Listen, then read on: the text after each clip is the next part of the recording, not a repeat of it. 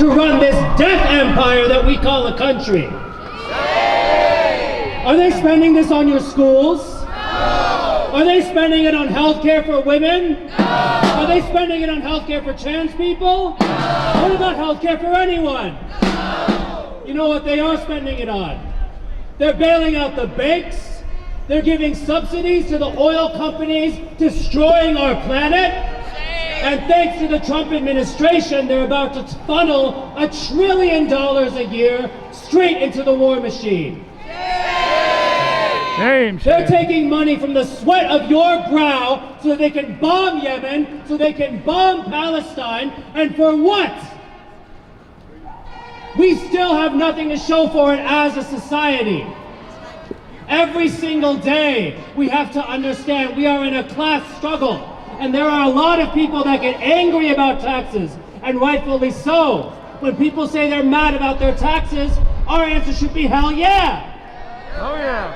Because that's showing us that people understand that this system is corrupt, it is unfair, and it is run by a class of people that are not like you and me, that don't work every day, and in fact get to own things that they don't work at, and then take home the money that gets created from it. So we have to continue building this tax struggle every day, on tax day, every day that we are in the workplace in order to advance the cause of making sure that we can actually run this society. That we get to decide where the money that we make goes and how it's spent and what it does. So let's hear it one more time. Money for jobs and education. Not for war and occupation. Money for jobs and education. Not for war and deportation.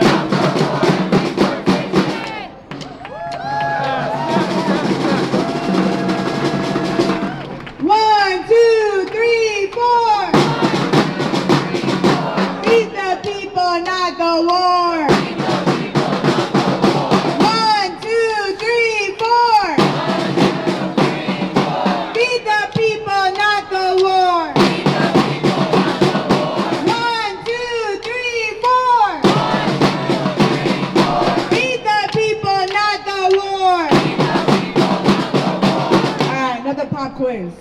Guess how much money Amazon is worth? A lot. Too much. 1 trillion. According to Google, it's $1.91 trillion. Oh my God. My God, I can't even comprehend that. Who makes that money though? Not me. All right, that's who gets the money, but who makes the money? We do. We make the we money. make the money. We make the money. Does Jeff Bezos know how to drive an Amazon truck?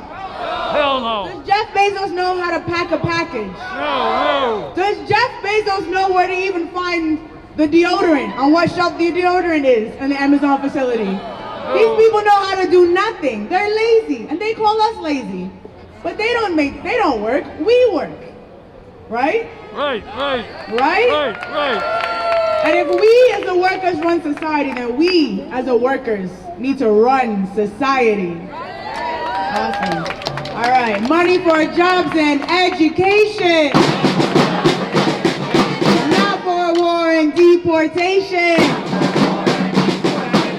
Next, I'm excited to welcome Comrade Yari from the Answer Coalition.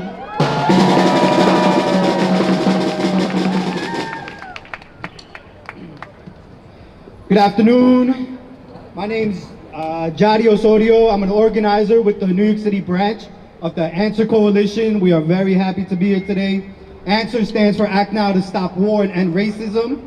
I'm a paramedic lieutenant with the fire department. I'm a father. I'm a proud immigrant. And I'm also running for Queens District 27 Community Education Council. I grew up undocumented. I crossed the US-Mexico border with my mom and brother when I was just a little kid. And right now, members of my own family are being hunted by ICE for deportation. Oh, that's bad. No, shame. I know what it means to be told you're not worthy.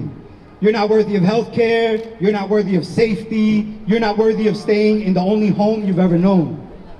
The United States Postal Service is one of our last truly public institutions. a service that delivers medicine to elders, paychecks to workers, and our centers of communities to families like mine.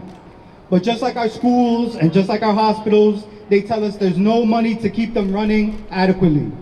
There's no money for postal workers' wages, no money to stop service cuts, while they hand trillions of dollars to the Pentagon and billions more to NATO for wars of empire. And let's not be fooled, right? Donald Trump says that he's the peace candidate.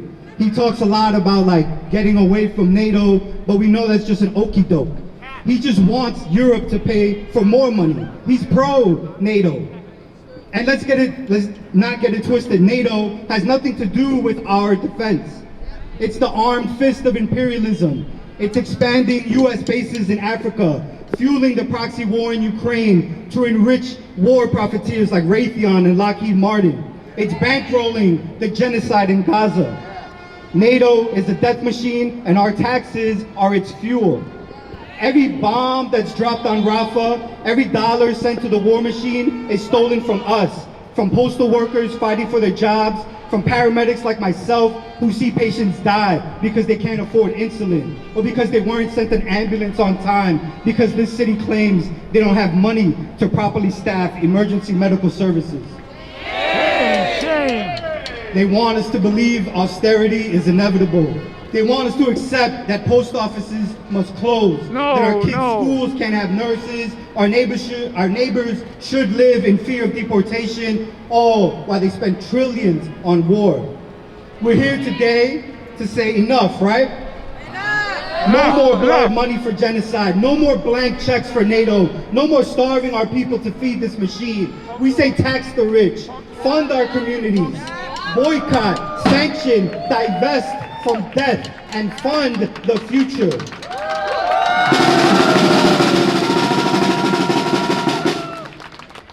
I'll end with this. I hope there are more of us on April 19th, which is another big day for this movement. We need to grow this movement. On April 19th, Americans across the country will be out in the streets again. April 19th is an important date in our history.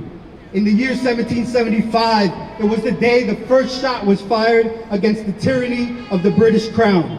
They fought back against an empire that stole from the many to enrich the few. Today we inherit that spirit.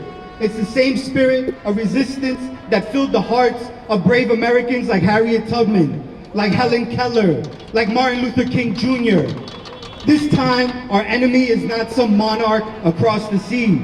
It's an international war machine that steals from my son's school to bomb schools in Gaza, that closes post offices like this one and opens prisons around the state, that denies my family basic human rights while disrespecting the borders and the sovereignty of countries across the world.